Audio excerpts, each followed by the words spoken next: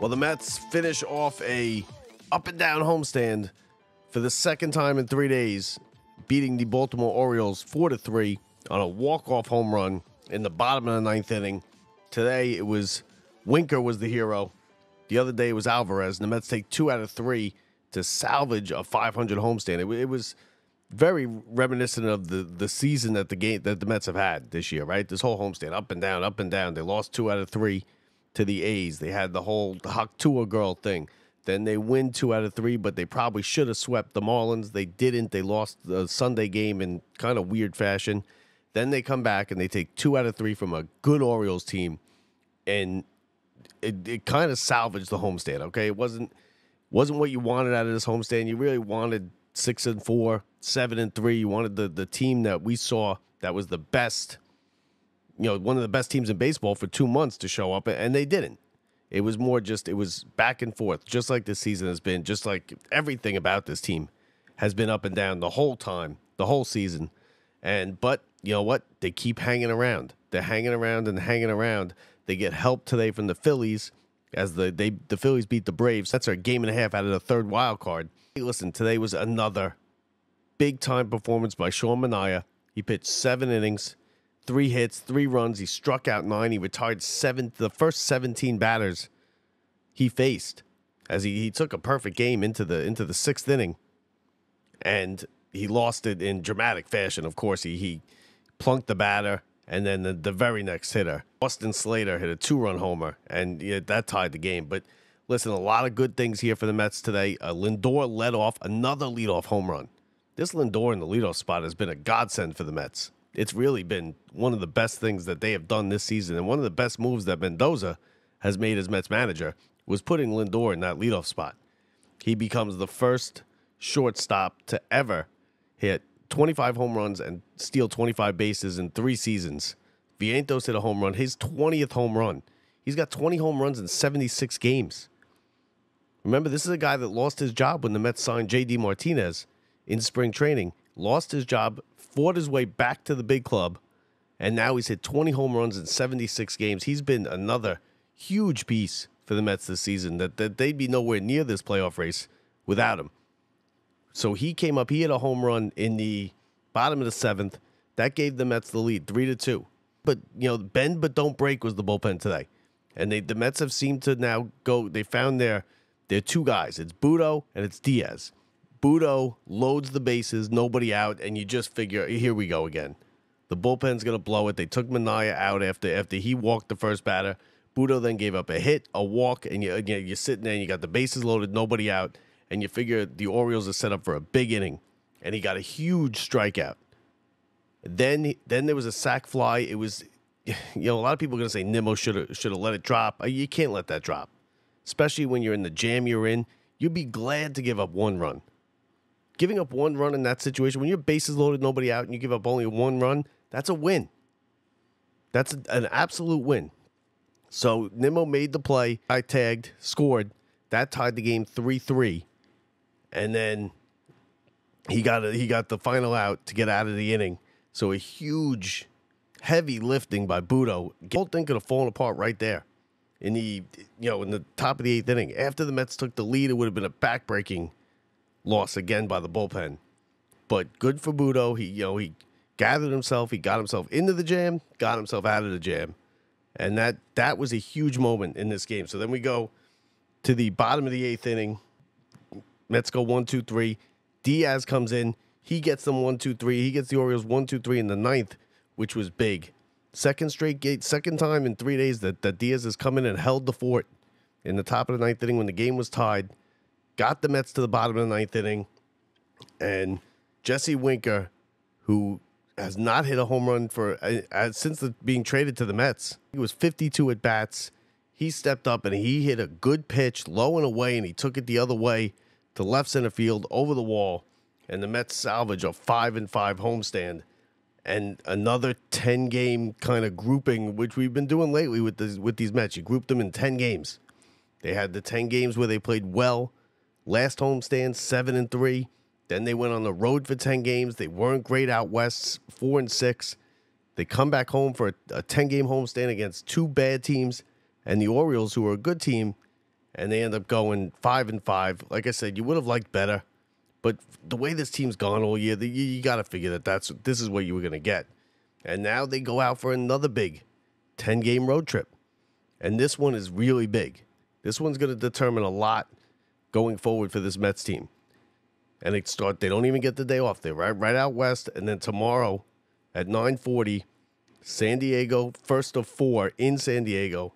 Then Arizona for 3, who's red hot. And then the White Sox for 3, who the Mets, they should be able to beat. But you say that a lot about this Mets team. The Mets seem to play better against the good teams. And then they play down to their opponents. And they're going to have to start beating these good teams. Now, there's a couple stretches later in the season, like later in September, where the Mets have a couple easy series. But this is going to be a huge step to determining how things are going to play out for the Mets. They keep hanging around right there with Atlanta. They're right behind them. A game and a half. They can't get over the hump, though. Atlanta will play bad for a couple days, but then the Mets play bad for a couple days. And then Atlanta stretches it to 3, and the Mets get it back to 1.5. And it's been like that now for a long time, for over a month. The Mets have been just on the outside looking in of this wild card, and they're in the 3rd wild card spot. And listen, you're going out west. It's always tough for the Mets out west. This is where Mets seasons go to die out west. I say all the time. And this is going to determine a lot with this season. Big West Coast trip starting tomorrow. They don't even get days off. They don't get a day off. They do 4 straight in San Diego. Then they get a day off. Then the 3 in Arizona. And then on to Chicago, the South Side against the White Sox. Today, I think it's a big performance from Sean Manaea. Again, he's been money every time he's gone out there. Every time. You had Lindor set the tone, lead off home run. You had Vientos with a home run, his 20th home run. There's a lot of unsung heroes on this Mets team. Vientos right at the top of the list. Iglesias is right there. He had another hit today. You could notice that Mendoza telling you who he trusts in the bullpen. He likes Budo and right to Diaz. When you got guys like Manaea and Peterson who have really been, they'll give you 6-7 innings every time out now. You can almost count on it, which you never saw coming, but you're going to take it. And now they've done it long enough where you can count on them to give you 6-7 innings. You go right to Budo, right to Diaz. That's the formula for the Mets. They don't even want to mess around with the rest of these guys. Now you got Blackburn going. You hope Severino can build off of that, hit 2 good starts. And, with Quintana, I don't know what they're going to do about Quintana because he's going to have to get it going. They can't afford to skip over him. He's going to pitch every 5th day. And Quintana can't go out there and throw a stinker every 5 days because that's not going to cut it for this team, and that's going to hinder them from possibly a playoff berth. I still think it's 50-50 in the air if this is a playoff team or not. They're right there. Like I said, they got to put something together. They got to put something like a 5-game win streak together, and they just haven't been able to do it. They have not played great since the All-Star break. They played just good enough. Just when they're about to slip out of it, they get a win like they do today, where they get 2 out of 3 like they did in the last 3 days. And they really, if it wasn't for Quintana, they could have swept the Orioles. But he went out there with a stinker in the middle game of this series, and they had no chance. I know they made a little bit of a comeback, but they weren't coming back. The thing was 7-0 in the 3rd inning. And you can't have Quintana do that. He's got to find it again. He's got to somehow figure this out and get it back. And the Mets can't go deep into that bullpen because that's where the trouble is going to lie. You saw Budo today. He almost blew it. He walked the tightrope in that 8th inning, but he got out of it. So the Mets win 4-3. Diaz gets the win. He's 5-1. Dominguez with the loss, the second blown game that he's given up a walk-off home run in 3 days. He's 3-4. Manaea, excellent. 7+ innings, 3 hits, 3 runs, no walks, 9 strikeouts. He retired the first 17 batters. Lindor with a home run. Winker with the walk-off home run. And Vientos, again, with his 20th home run in just 76 games. So everything, it ends on a good note, but overall, it's a so-and-so homestand 5-5. It's kind of a microcosm of this season of this team, inconsistent, playing down to your opponent. Now they go out and they play two good teams, and then they play the Chicago White Sox. So it's going to be very interesting. They're only a game and a half out. Like I said, they got help from the Phillies today, beating the Braves. The Mets helping out the Yankees as they won 8-1, 5 RBIs from Soto, who just is on a red-hot streak. And we'll get into that later on this week with the Yankees and everything. Don't forget to subscribe on YouTube. Subscribe if you are listening on the podcast version. We're available Apple, Spotify, Google, anywhere you get your podcasts. We are also available on YouTube. Subscribe to the channel. Leave us a review. And check out our website at www.lockedupsports.net, www.lockedupsports.net. We leave you tonight with How It Sounded from WCBS AM with Howie Rose and SNY with Gary Cohen. 3-2 from Dominguez. Swinging a high fly ball, well hit left center. Field, back goes Mullins near the wall. It's gone. Put it in the books. It's out of here.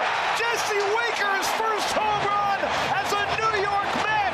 The Mets win it again against Dominguez, and only now does Winker, after firing down his helmet and batting gloves, step on first base and start his triumphant tour around the bases. They take 2 out of 3 from the Orioles. Winker's first walk-off home run came in 2018 with the Reds, and now 6 years later, amongst the fans who he once had so much fun with as a visiting player, he has his signature moment as a Met. Beat the Orioles 4-3. How do you like that?